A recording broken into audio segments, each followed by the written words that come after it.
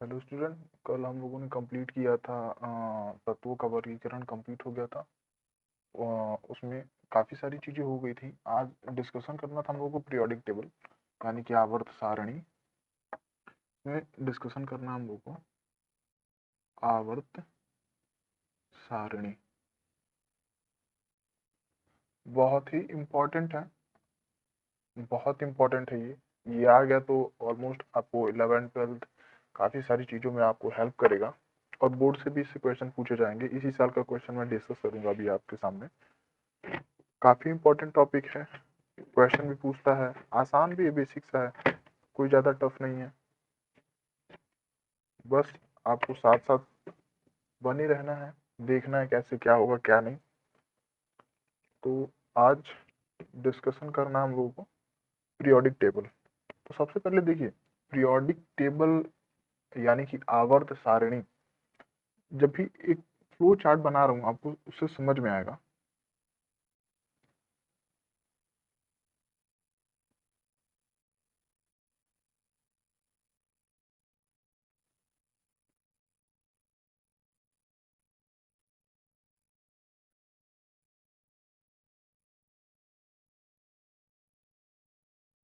कुछ इस तरीके का है हम लोग का पीरियोडिक टेबल।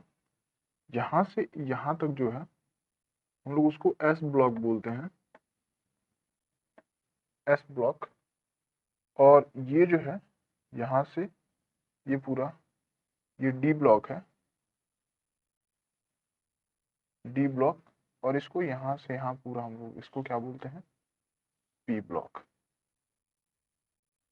बहुत आसान है और आसान से क्वेश्चन भी आते हैं यूपी बोर्ड में इसके। साथ साथ चलेंगे तो बिल्कुल सीखेंगे, कोई ज़्यादा दिक्कत नहीं है इसमें।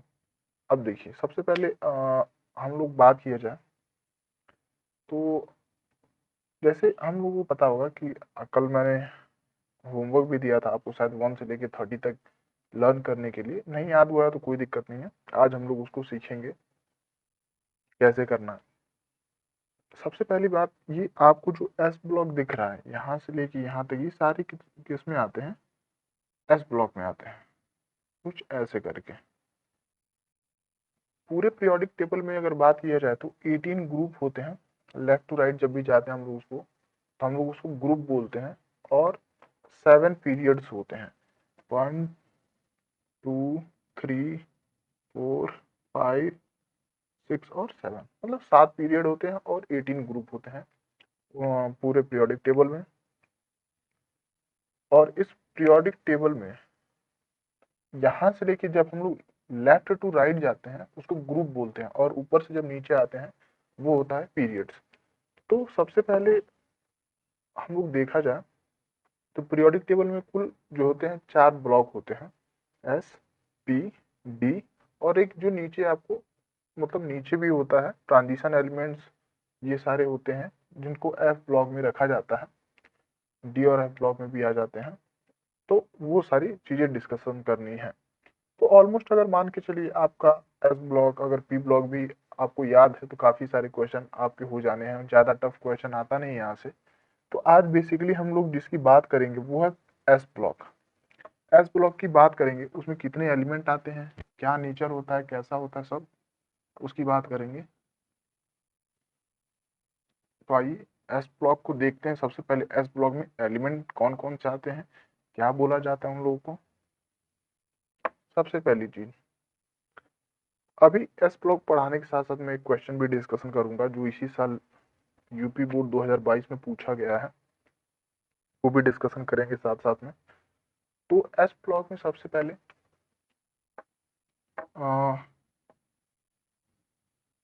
Lithium, sodium, potassium, rubidium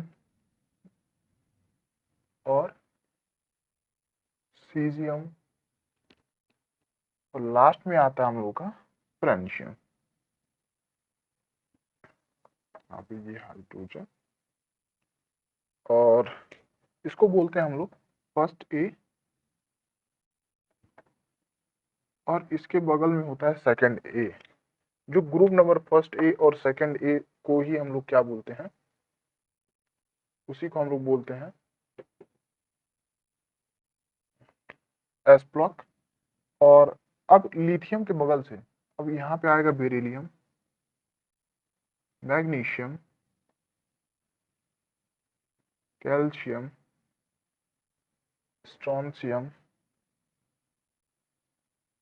barium और लास्ट में आ जाएगा रेडियम।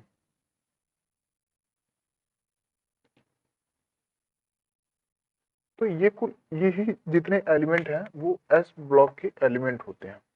फर्स्ट ए और सेकंड ए को ही क्या बोला जाता है, एस ब्लॉक। ये जो एलिमेंट मैं बता रहा हूँ ये सारे एलिमेंट किसके हैं, ये जितने भी एलिमेंट हैं एस ब्लॉक के हैं, एस ब्लॉक के हैं।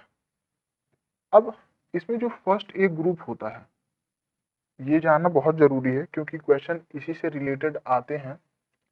जो फर्स्ट ए ग्रुप है, फर्स्ट ए ग्रुप को हम लोग क्या बोलते हैं, फर्स्ट ए ग्रुप को हम लोग क्या बोलते हैं, alkali metals.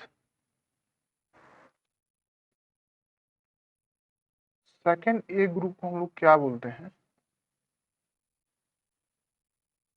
Alkaline earth metals. First A को क्या बोलते हैं हम लोग, एल्कली मेटल्स। मेटल का मतलब ये समझिए कि क्षारीय धातु होते हैं और क्षारीय मृदा धातु, ठीक, क्षारीय धातु बोलते हैं इसको, क्षारीय, सॉरी ऐसे लिखेंगे, क्षारीय धातु, और इसको बोलेंगे क्षारीय मृदा धातु। ये लिख दिया हूं ताकि आप लोगों को समझने में थोड़ी सी आसानी हो। क्वेश्चन से ही, नाम से ही आप क्वेश्चन कर सकते हैं उसको। तो बेसिक सबसे पहली चीज, फर्स्ट ए को, फर्स्ट ए देख रहे हैं यहाँ पे कौन सा है, हाइड्रोजन कोई मेटल नहीं है, वो एक गैस है, सभी को पता है। तो यहाँ से स्टार्ट करेंगे, lithium, sodium, potassium, rubidium, caesium, francium, और उसके बाद sodium, magnesium, calcium, strontium, barium और लास्ट में रेडियम। ये जितने भी एलिमेंट हैं उसको एस ब्लॉक के अंदर, ये सारे ही मेटल्स में आते हैं, सारे ही मेटल्स में आते हैं। और फर्स्ट ए को क्या बोला जाता है, एल्कली मेटल्स यानी कि क्षारीय धातु। और सेकेंड ए को क्या बोला जाता है, एल्कलाइन अर्थ मेटल यानी कि क्षारीय मृदा धातु। अब सबसे पहले ये हो गया। अब हम लोग इसके एटॉमिक नंबर पे चलेंगे। एटॉमिक नंबर याद करना बहुत आसान होता है, अभी मैं बता दूंगा 1 से लेके 30 तक, लेकिन आप लोग सीरियल वाइज याद किए रहिए उसको, और ऐसे पूरे पीरियोडिक टेबल का याद होता है। सबसे पहले हाइड्रोजन 1, उसके बाद 3, ये हो जाएगा 4, अब 3, अब इसमें कितना जोड़ना है हम लोग को, 8, यहाँ पे आ जाएगा 11, उसके बाद 19,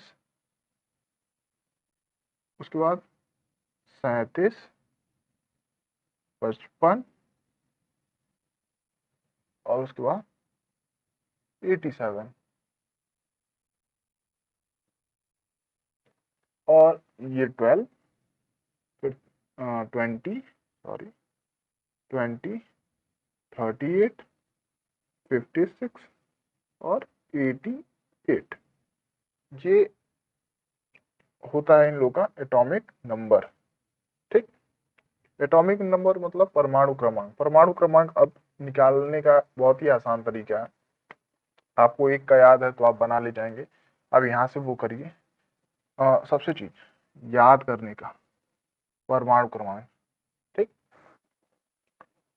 8, 8, 18,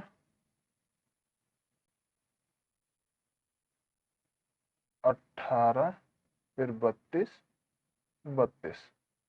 ये कुछ मैजिकल नंबर्स होते हैं, इन्हीं के अकॉर्डिंग सबका एक का पता है, आप अगले का निकाल लेंगे।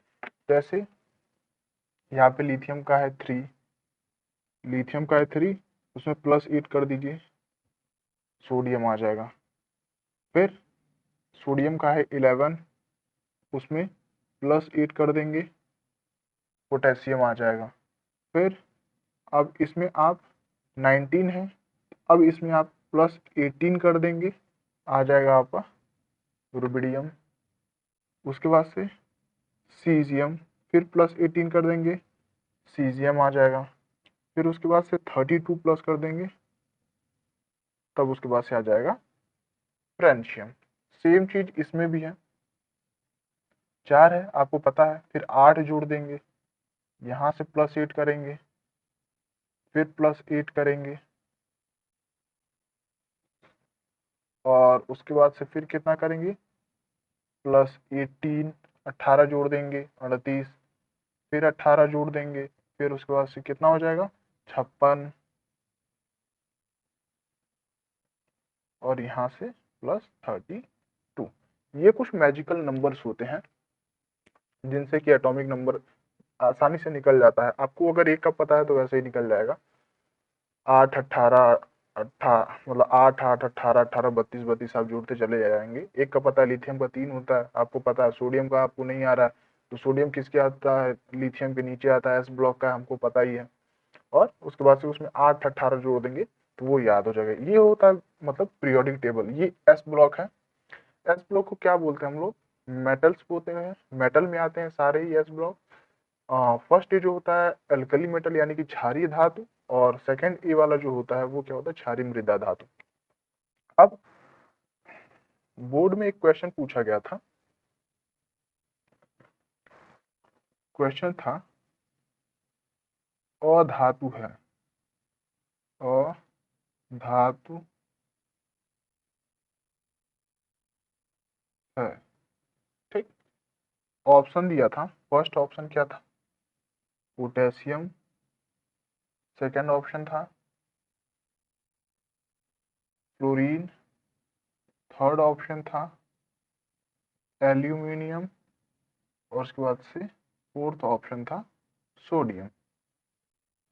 अब इसमें से पूछ क्या रहा था, इसमें से ये पूछ रहा था कि इसमें से कौन सा जो है कि अधातु है, यानी कि नॉन मेटल्स। क्या पूछ रहा है, नॉन मेटल, नॉन मेटल। आप यहाँ से इस क्वेश्चन को देख लीजिए। पहली बात, एस ब्लॉक के सारे ही जितने एलिमेंट होते हैं सभी मेटल्स हैं, ठीक। अब मेटल्स हैं तो एस ब्लॉक में कौन कौन सा आता है, आपको यहाँ पे सोडियम मिल जाएगा। ये एस ब्लॉक में है तो ये तो मेटल है और धातु हो ही नहीं सकता है। फिर पोटेशियम है, ये भी मेटल है, ये भी हो ही नहीं सकता है। एल्यूमिनियम पी ब्लॉक में आता है, लेकिन है क्या, ये भी मेटल्स है, ठीक। अब ये जो बनता ये फ्लोरीन, अब ये क्या है, गैस है, गैस। फ्लोरीन क्या है, गैस। पोटेशियम मेटल है, एस ब्लॉक में आता है। सोडियम क्या है, ये भी मेटल है, एस ब्लॉक में आता है। एल्यूमिनियम ये भी मेटल है, ये पी ब्लॉक में आता है, आगे पढ़ाऊंगा मैं आप लोगों को। और ये फ्लोरीन है, ये भी पी ब्लॉक में ही आता है, लेकिन ये क्या होता है, गैस होता है। तो इस क्वेश्चन से हमको इसका आंसर ये क्या पूछ रहा है, अधातु है, यानी कि नॉन मेटल्स कौन सा है, तो हमको इसका आंसर मिल गया दूसरा। इसमें से दो ऑप्शन हम लोगों ने ऐसे ही आसानी से मतलब निकाल दिया हम लोगों ने एस ब्लॉक मतलब जान करके। अब ये तो हो गई पहली चीज। अब दूसरी चीज है कि हम लोग इसको याद कैसे कर दें।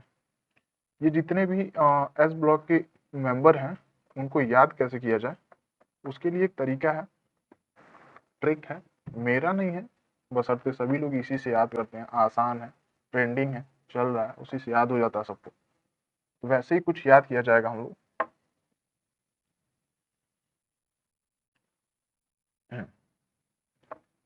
ट्रिक कुछ इस तरीके से है, हे ली ना करे, एक मिनट एक मिनट, सेलिना करे रब से फरियाद, ठीक। इसको याद करने का क्या तरीका है, फर्स्ट ए का हे मतलब लीना करे रब से फरियाद, ली फॉर लिथियम, ना मतलब सोडियम, करे मतलब के फॉर पोटेशियम, रब मतलब रुबिडियम, से मतलब सीजियम, और एफ फॉर फ्रेंशियम का क्या होता है, फरियाद। तो इस तरीके से हम ट्रिक बना के इसको याद कर सकते हैं। हे लीना करे रब से फरियाद, हे ली ना करे रब से फरियाद। अब इसको हम लोग आसानी से लिख सकते हैं, ये हाइड्रोजन है, ये लिथियम है, ये सोडियम है, फिर करे मतलब के यानी कि पोटेशियम, रब मतलब आरबी रुबिडियम, से मतलब सी एस सीजियम, फरियाद मतलब एफ आर फ्रेंशियम। इस तरीके से हम लोग का एस ब्लॉक याद हो जाएगा। उसके बाद से जब हम लोग आएंगे सेकेंड ए वाले ग्रुप में जब आएंगे तो उसको कैसे याद करें, बेटा Mg मैग्नीशियम, मांगे सी मतलब calcium, car strontium Sr, scooter B barium यानी कि बाप, रेडियम यानी कि Ra राजी। ठीक, बेटा मांगे कार स्कूटर बाप राजी। इस तरीके से हम लोगों का क्या हुआ कि दोनों ब्लॉक जो है आसानी से याद हो जाएंगे, दोनों ब्लॉक क्या हो जाएंगे, आसानी से याद हो जाएंगे। फर्स्ट ए को कैसे याद करना है हम लोगों को, हेलिना करे रब से फरियाद, उसके बाद बेटा मांगे कार स्कूटर बाप राजी। ठीक, कैसे याद करना है, लीना करे रब से फरियाद, बेटा मांगे कार स्कूटर बाप राजी। ऐसे करके हम लोग का फर्स्ट ए और सेकंड ए ग्रुप जो है यानी कि एस ब्लॉक पूरा जो मेटल्स में आते हैं, एल्कली मेटल्स और एल्कलाइन अर्थ मेटल्स यानी कि क्षारी धातु और क्षारी मृदा धातु, वैसे वो हमारा तैयार हो जाएगा। और हम लोग इसका एटॉमिक नंबर भी आराम से निकाल सकते हैं, एक का याद है हम पूरे का निकाल लेंगे। जब हमको सीरियल वाइज आ जाएगा तो जो मैजिकल नंबर्स होते हैं 8 8 18 18 फिर 32, तो वैसे करके जोड़ जोड़ के हम लोग क्या कर सकते हैं, इसका एटॉमिक नंबर निकाल सकते हैं। अब ये तो हो गई बात एस ब्लॉक की। अब उसके बाद से पी ब्लॉक, पी ब्लॉक को कैसे याद किया जाए, अब चलिए थोड़ा सा हम लोग पी ब्लॉक पे चलते हैं।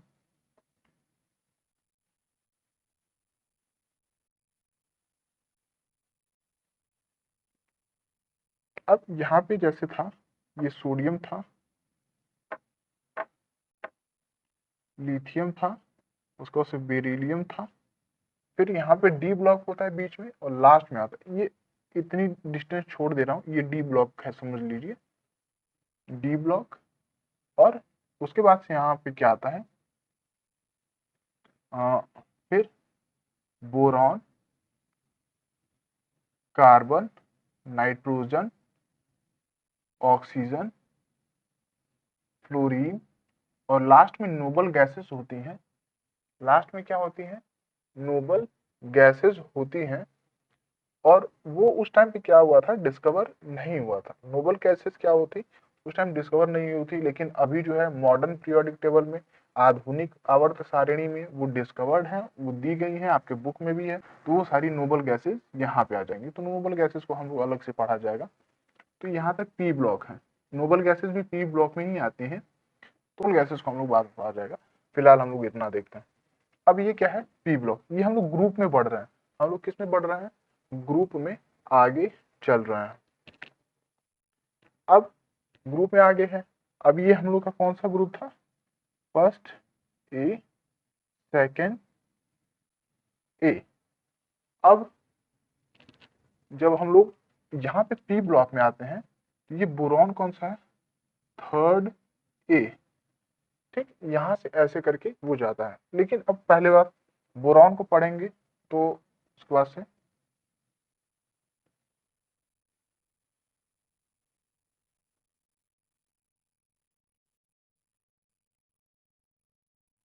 अब कुछ ऐसे है, बोरॉन फैमिली, उसको बोरॉन फैमिली, बोरॉन के नीचे जितने भी एलिमेंट आते हैं उसको बोरॉन फैमिली बोला जाता है हम लोग।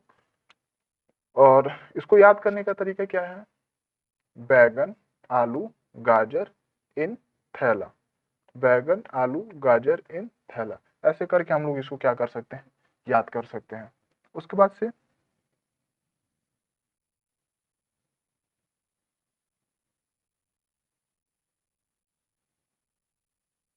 कार्बन फैमिली है,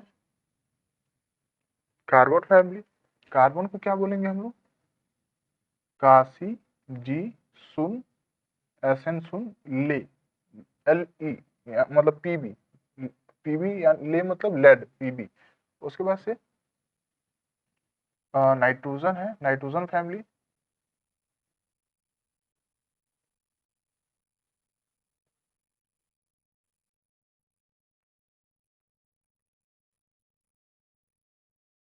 कुछ इस तरीके से है, नेपाल, पाकिस्तान, ऑस्ट्रेलिया, सॉरी मैं, यस, ऑस्ट्रेलिया सब भिखारी। और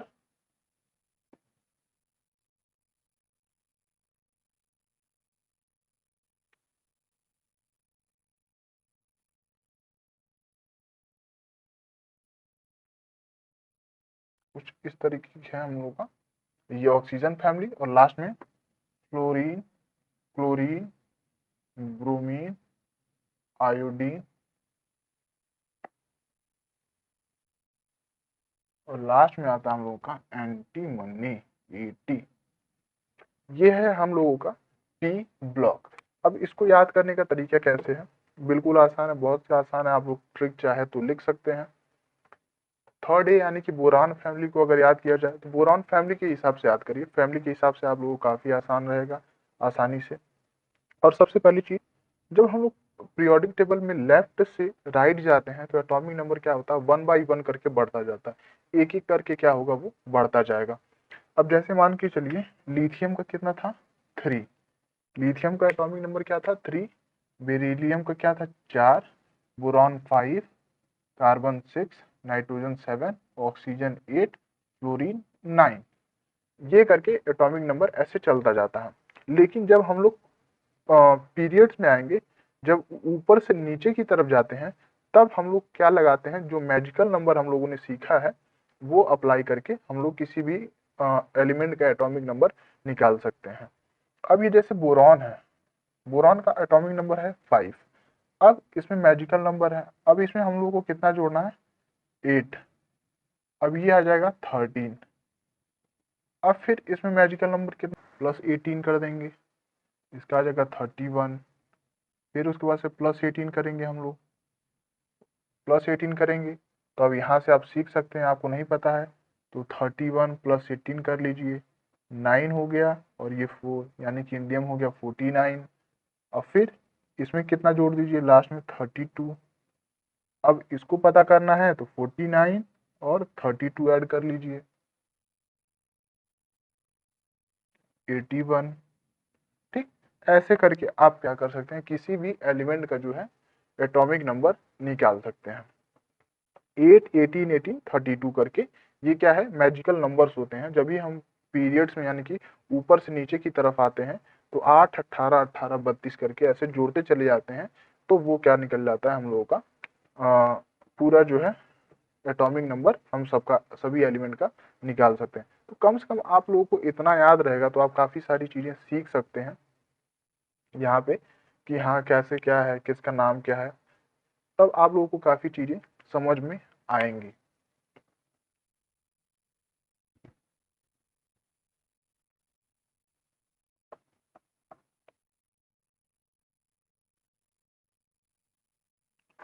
तो हम लोगों ने कुछ इस तरीके से यहाँ तक देख लिया है पूरा पीरियोडिक टेबल में कैसे हम लोग चीज़ों को याद करते हैं।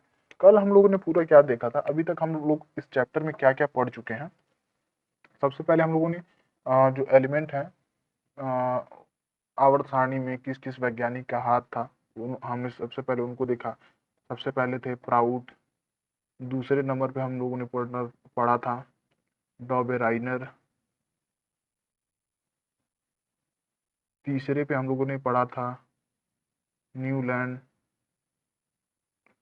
चौथे नंबर पे पढ़ा था मेंडलीफ। ठीक, सबकी अपनी अपनी बातें थी, सब लोगों ने अपना अपना मत दिया था। प्राउड ने क्या कहा था कि जो सभी एलिमेंट हैं सभी तत्व हाइड्रोजन से बने। ये सारी चीजें मतलब जो छोटी सी मतलब फ्लो चार्ट के तौर पे आप हमेशा याद रखिएगा, उससे चीजें आपको क्या होती है समझ में बहुत जल्दी से आएंगी। प्राउड क्या कहते हैं, सभी तत्व हाइड्रोजन से बनी है। डोबेराइनर क्या किए थे, इन्होंने क्या किया था कि त्रिक बनाया था, त्रिक, जिसको इंग्लिश में ट्रायड बोलते हैं। ट्रायड बेसिकली होता क्या है, तीन एलिमेंट यानी कि तीन तत्वों का ग्रुप होता है, तीन तत्वों का ग्रुप होता है, और तीनों का जो है परमाणु भार के हिसाब से, यानी कि पहले का परमाणु भार और तीसरे का परमाणु भार अगर जोड़ के उसका आधा कर देंगे तो बीच वाले का परमाणु भार हो सकता है। सबसे आसान भाषा में आप कुछ इस तरीके से समझिए, मान के चलिए चिंटू है जो सबसे ऊपर है, फिर मिंटू है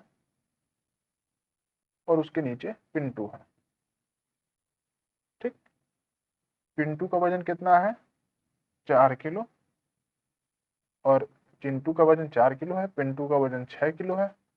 अब मिंटू का वजन कैसे निकालेंगे हम लोग, तो चिंटू का वजन, सॉरी पिंटू का वजन प्लस चिंटू का वजन, और उसको 2 से डिवाइड कर देंगे, यानी कि 6 और 4 10/2 बराबर 5, यानी कि मिंटू का कितने किलो का है, 5 किलो का। कुछ यही तरीका दिया था मतलब डोबेराइनर ने, कि जब हम लोग तीन एलिमेंट का ग्रुप बना करके, कि मान के चलिए कोई तीन एलिमेंट है, तो ऊपर वाले का मतलब जो ग्रुप है उस ग्रुप के पहले एलिमेंट का जितना भी परमाणु भार होगा और तीसरे एलिमेंट का जो भी परमाणु भार होगा, इन दोनों को जोड़ करके जब हम आधा कर देंगे तो वो बीच वाले का परमाणु भार मिल जाएगा। ये था डोबेराइनर था।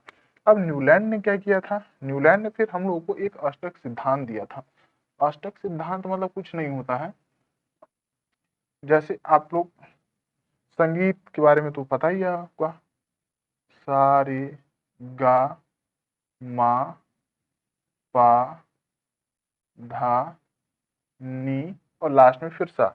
इनका कहने का मतलब था, आप जैसे आप लोग पीरियोडिक टेबल थोड़े से पढ़ लिए हैं, आप जान चुके हैं, तो कहने का क्या मतलब था, जैसे लिथियम से स्टार्ट करते हैं, लिथियम, लिथियम के बाद क्या आता है, बेरिलियम, फिर डी ब्लॉक आता है, उसके बाद हम लोग पहुंच जाते हैं किसमें, पी ब्लॉक में, उसके बाद से boron, carbon, nitrogen, oxygen, fluorine, और तब जब ये न्यूलैंड ने त्रिक वाला नियम दिया था, सॉरी ऑक्टेट रूल, अष्टक सिद्धांत, न्यूलैंड ने जब अष्टक सिद्धांत दिया था तब नोबल गैसेस की खोज यानी कि अक्रिय गैसों की खोज नहीं हुई थी, तो उस समय ये नियम जो था मतलब मान्य था।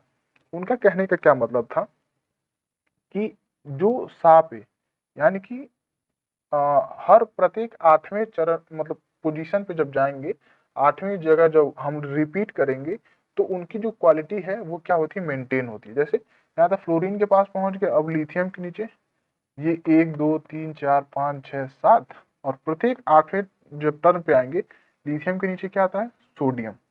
अब उन्होंने ये कहा था कि हम 8वीं बार जब घूम के वापस उस जगह पे आते हैं, तो जो एलिमेंट होते हैं इन दोनों में क्या होती है, सिमिलैरिटी देखने की मिलती है, यानी कि एक समानता होती है, मतलब उसमें काफी सारी सिमिलैरिटी देखने की मिलती है, और हम इस देख सकते हैं पीरियोडिक टेबल में भी। अब सपोज करिए यहाँ पे आप देख ही सकते हैं कि लिथियम है, बेरिलियम है, boron, carbon, nitrogen, oxygen, fluorine. अब इन तीनों मतलब इन 8 में से ये 7 है, उसके नीचे जब फिर हम 8वें पे फिर सा पे आएंगे, जैसे हम लोग संगीत सीखते हैं, सा रे गा मा पा धा नी, उसको फिर वापस से सा पे आते हैं, तो क्या होता है, उसी तरीके से हम लोग जब वापस से जब सा पे आएंगे तो उसके नीचे क्या आता है, लिथियम के नीचे क्या आता है, सोडियम। तो कहने का मतलब ये था, पहले और 8वें नंबर पे जो भी एलिमेंट आएगा, पहले और 8वें नंबर पे, यानी कि ये पहला एलिमेंट होगा, इस नियम के हिसाब से पहले सा पे जो एलिमेंट आएगा, फिर 8वें नंबर पे, यानी कि फिर दोबारा से जो सा पे नंबर आएगा, इन दोनों एलिमेंट में क्या होती है, काफी सिमिलैरिटी, समानता देखने को मिलती है। यही कहा था न्यूलैंड भैया ने। उसके बाद से मेंडलीफ आए थे, मेंडलीफ ने उसके बाद से पीरियोडिक टेबल बनाया, काफी सारा अरे मतलब ये एलिमेंट को जो है कई सारे ग्रुप बनाए, पीरियड्स बनाया ताकि उन एलिमेंट को रख सके, और उनका मतलब बेसिस क्या था, परमाणु भार जो था उसको आधार मान के उन्होंने परमाणु भार के हिसाब से सभी एलिमेंट को अरेंज किया था। फिर जब मॉडर्न पीरियोडिक टेबल आया, मॉडर्न पीरियोडिक टेबल जो हम लोग पढ़ते हैं आजकल के मतलब आजकल के टाइम पे, उसमें क्या होता है, हम लोग एटॉमिक नंबर के हिसाब से चीज़ों को स्टडी करते हैं, जो भी है एटॉमिक नंबर के हिसाब से। और जो मेंडल भाई साहब मतलब मेंडलीव भाई साहब ने किया था, वो क्या था कि वो परमाणु भार के हिसाब से था, जो पुरानी आवर्त सारणी थी। सारणी से हम लोगों ने क्या सीखा कि एलिमेंट का नाम, एटॉमिक नंबर कैसे निकालना उन लोगों का, वो सीख सकते हैं। एटॉमिक नंबर के बाद नाम कैसे याद करना है, सबका ट्रिक बताया मैंने। उस ट्रिक से आप 2 बार 4 बार प्रैक्टिस करेंगे, आपको आसानी से याद हो जाएगी। जैसे मतलब मेंडलीव की आवर्त सारणी में, चलिए हाइड्रोजन, हाइड्रोजन को कोई विशेष प्लेस नहीं दिया गया, क्योंकि उसकी प्रॉपर्टी काफी चीजों से मैच करा सकती थी। जैसे यहाँ पे फ्लोरीन की कैटेगरी से भी उसकी प्रॉपर्टी जो है मैच खाती थी, और उसके बाद से जो एल्कली मेटल्स हैं उससे उसकी प्रॉपर्टी मैच खाती थी। तो इन दोनों में प्रॉपर्टी उसकी मैच खाती थी, इसलिए हाइड्रोजन को कोई विशेष स्थान नहीं दे पाए वो, ठीक है। और ये उसकी सीमाएं थी। दूसरा चीज हम लोग क्या है कि हम जो इलेक्ट्रॉनिक कॉन्फ़िगरेशन लिखा जाता है, उसका एक प्रिंसिपल होता है जिसको हम लोग ऑफ बाउ प्रिंसिपल बोलते हैं। आपकी बुक में अभी तो नहीं दिया है, लेकिन इलेक्ट्रॉनिक कॉन्फ़िगरेशन दिया है, तो चाहिए तो आप लोग याद कर सकते हैं सीधे, या फिर लिखने का भी उसका एक तरीका होता है कि कैसे हम लोग उसको इलेक्ट्रॉनिक कॉन्फ़िगरेशन को याद करते हैं। तो मैं वो चीज़ बताऊंगा आपको, और उस हिसाब से आप उसको याद कर लीजिए, या फिर अगर आपको तरीका पता रहेगा तो आप किसी भी एलिमेंट का जो है इलेक्ट्रॉनिक कॉन्फ़िगरेशन मतलब आसानी से निकाल सकते हैं। तो इलेक्ट्रॉनिक कॉन्फ़िगरेशन लिखने का तरीका मैं बताता हूँ आपको।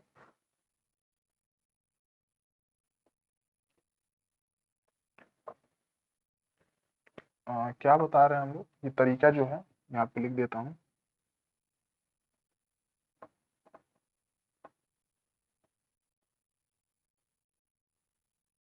इलेक्ट्रॉनिक विन्यास, ठीक। इलेक्ट्रॉनिक विन्यास लिखने का तरीका क्या होता है, सबसे पहले इसमें हम लोग जानेंगे। सबसे पहले क्या होता है, 1s 2s 2p 3s 3s 3p 3d 4s 4p 4d 4f 5s 5p 5d 5f, इसके बाद 6s 6p 6d 6f 7s 7p 7d और 7f, ठीक। ये है इलेक्ट्रॉनिक विन्यास लिखने का वो है, जो कि इलेक्ट्रॉनिक कॉन्फ़िगरेशन जिसको बोलते हैं, और उसका लिखने का तरीका होता है। सबसे पहले मतलब इसमें देखा ये जाता है कि वो इलेक्ट्रॉन कैसे भरे जाते हैं, कैसे कैसे मतलब सेल्स में जाते हैं। तो सबसे पहले हम लोग किस में इलेक्ट्रॉनिक विन्यास लिखेंगे, ये 1s में भरा जाएगा, ठीक। उसके बाद से फिर 2s में आएगा, 2s में आने के बाद फिर कहाँ पे आएगा, 2p में आएगा, फिर 2p से 3s में आएगा, फिर उसके बाद से कहाँ पे जाएगा, 3p में जाएगा, 3p के बाद 3p के बाद कहाँ आएगा, 4s में, फिर 3d में आएगा, 3d के बाद कहाँ पे जाएगा, 4p में जाएगा, 4p के बाद कहाँ जाएगा, 5s में जाएगा, 5s में जाने के बाद कहाँ पे जाएगा, 4d, 4d के बाद 5p, और उसके बाद से 6s, 6s उसके बाद से कहाँ जाएगा, 4f में जाएगा, फिर 4f से कहाँ पे जाएगा, 5d, 5d से जाएगा 6p, 6p से आ जाएगा 7s। कुछ इस तरीके से इलेक्ट्रॉनिक कॉन्फ़िगरेशन, इलेक्ट्रॉनिक विन्यास मतलब लिखे जाते हैं। अभी मैं बताऊंगा कुछ एलिमेंट का इलेक्ट्रॉनिक कॉन्फ़िगरेशन लिख के। जैसे मान के चलिए यहाँ है, अब ये यहाँ के बाद कहाँ जाएगा, इसमें जाएगा, फिर यहाँ के बाद ये घूम के जाएगा इसमें, फिर ये यहाँ पे घूम के जाएगा इसमें। कुछ इस तरीके से इलेक्ट्रॉनिक कॉन्फ़िगरेशन लिखते हैं हम लोग,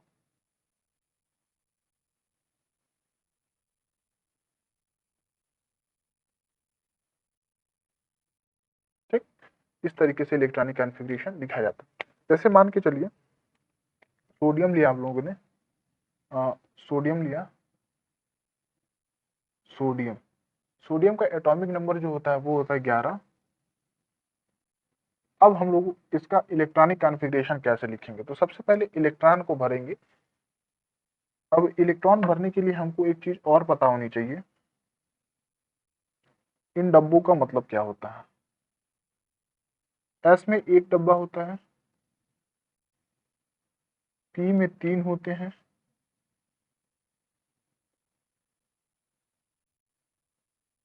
डी में 5 होता है और एफ में 7 होता है। ये एस है, ये पी, डी और ये F. S P D F ऐसे करके ब्लॉक होते हैं, 4 ब्लॉक हैं, आप लोगों ने पीरियोडिक टेबल में पढ़ाई है। एस में 2 डब्बे होते हैं, पी में 3 होते हैं, डी में 5 होते हैं और एफ में 7 होता है। और हर एक डब्बे में 2-2 इलेक्ट्रॉन से ज्यादा नहीं भर सकते, वो एक नियम होता है। आपने नियम तो दिया नहीं है, लेकिन बस जानते रहिए। इलेक्ट्रॉनिक कॉन्फ़िगरेशन लिखेंगे, सबसे पहले सब में कितने इलेक्ट्रॉन भरने हैं, पहले 2-2 इलेक्ट्रॉन भर लेने हैं। ठीक, स्टार्टिंग से करेंगे तो सब में कितने इलेक्ट्रॉन भरते चला है, 2। जैसे पहले किसमें भरना, 1s, तो 1s है तो 1s लिख दीजिए, 1s के बाद 2s, फिर 2p, फिर 3s, उसके बाद 3p, 3p, उसके बाद 3p, उसके बाद 4s, कुछ ऐसे करके। अब हम लोग इलेक्ट्रॉन भरते हैं, कितने इलेक्ट्रॉन भरने हैं हम लोग को, 11 इलेक्ट्रॉन भरने हैं। तो 2 इलेक्ट्रॉन, 2 4, 2 6, फिर 2 8, 8। और पी में हम लोग, अब ये देखिए, एक मिनट, एस में कितने इलेक्ट्रॉन भर सकते हैं हम लोग, 2 इलेक्ट्रॉन। फिर एस में कितने भर सकते हैं, 2 इलेक्ट्रॉन। और पी में कितने हम लोग भर सकते हैं, पी में कितना डब्बा होता है भाई, 3 होता है, 3 होता है। और एक में कितने भर सकते हैं, 2, 1 2, 1 2, 1 2। मैक्सिमम कितने भर सकते हैं हम लोग, 6 इलेक्ट्रॉन भर सकते हैं।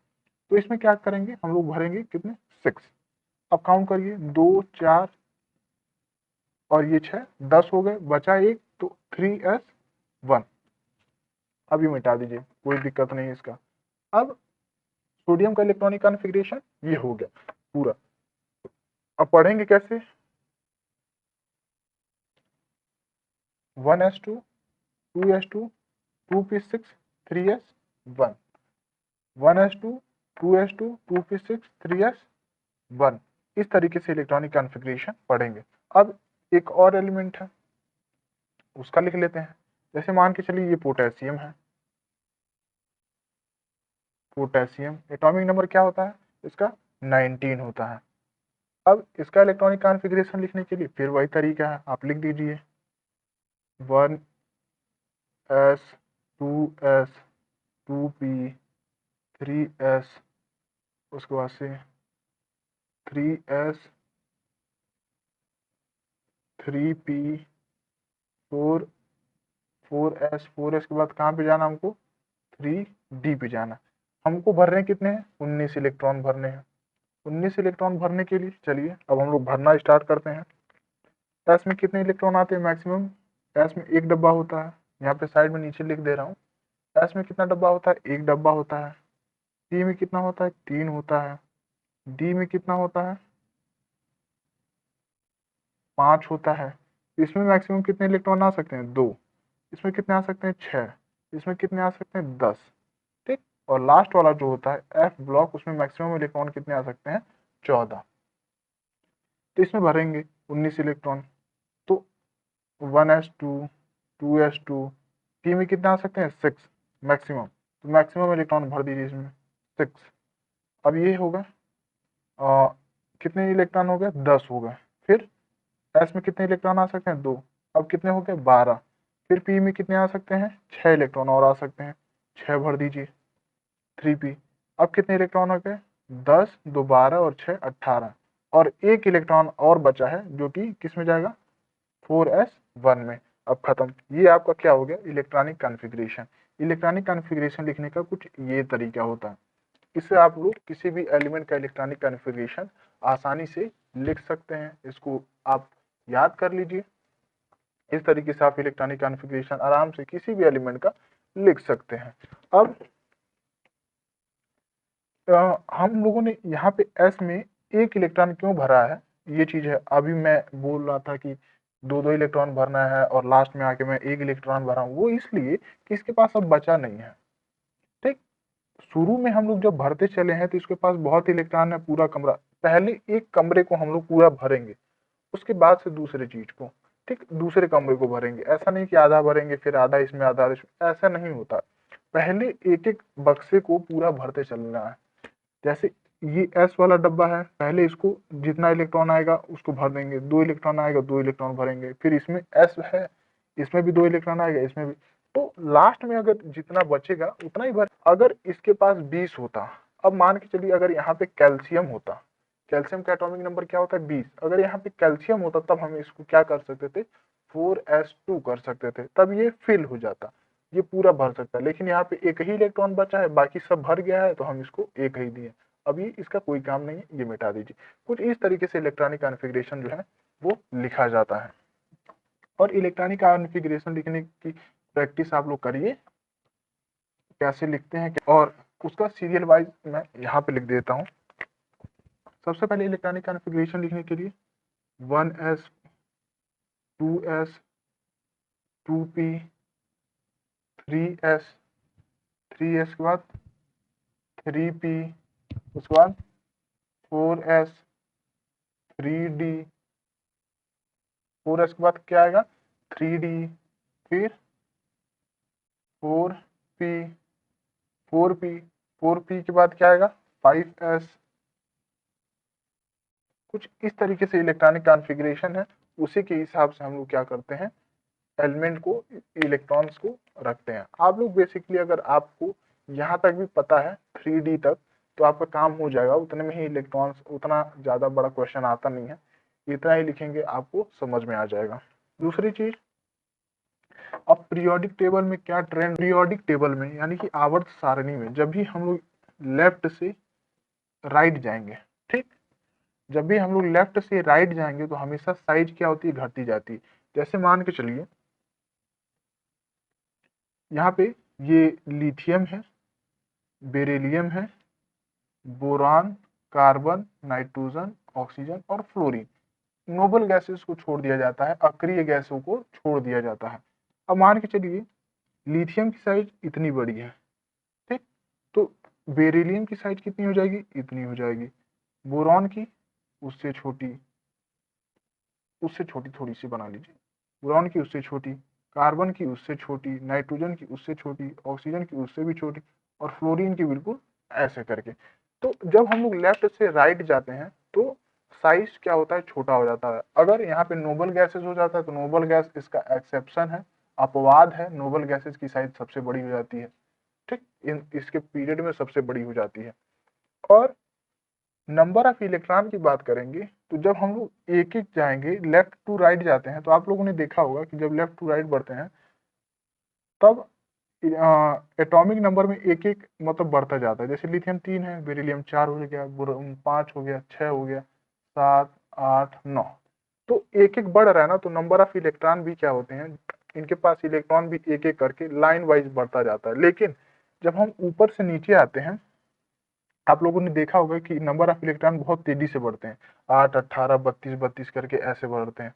और जब ऊपर से नीचे हम लोग आते हैं तब भी साइज क्या होती है, जब हम लोग लेफ्ट से राइट जाते हैं, मतलब पीरियोडिक टेबल में लिथियम से लेकर के अगर हम फ्लोरीन की तरफ जाएंगे तो साइज घटता जाता है, और लिथियम से लेकर जब नीचे फ्रेंशियम तक आएंगे तब क्या होता है साइज धीरे धीरे मतलब बढ़ता जाता है। साइज क्या होगा, बढ़ता जाएगा, धीरे धीरे करके पूरा साइज क्या होता है बढ़ता जाता है। जब ऊपर से नीचे आते हैं तो साइज बढ़ता है, और दाहिने से मतलब लेफ्ट से यानी कि बाएं से दाहिने की तरफ जाएंगे तब क्या होता है साइज घटता जाता है। ये पीरियोडिक टेबल का कुछ ट्रेंड होता है, कल इसके बारे में डिटेल स्टडी किया जाएगा हम लोग।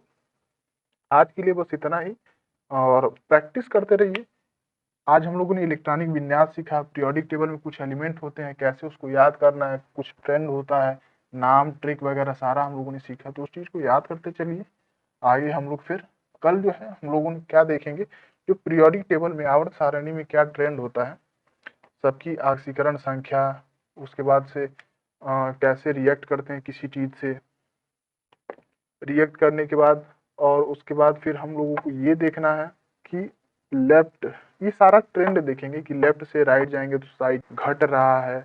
अब एक और होता है रेडियस देखा जाता है, ठीक है, वो रेडियस बढ़ रहा है घट रहा है, ये सारी चीजें जो है हम कल के क्लास में पूरी डिटेल स्टडी करेंगे।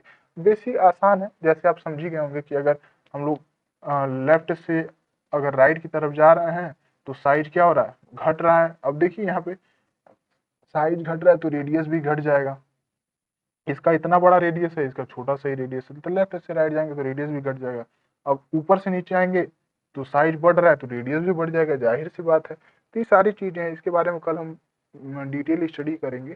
तो आज के लिए बस इतना ही, प्रैक्टिस करते रहिए, रिवीजन करते रहिए साथ साथ में, ताकि आप लोगों को समझ में आए। और कोई भी डाउट्स हो तो मैसेज कर दीजिए, कोई दिक्कत नहीं, अगली क्लास में उसको डिस्कशन कर लिया जाएगा, अच्छे से समझाया जाएगा, कोई दिक्कत नहीं, कोई जल्दी नहीं, अभी बहुत टाइम है।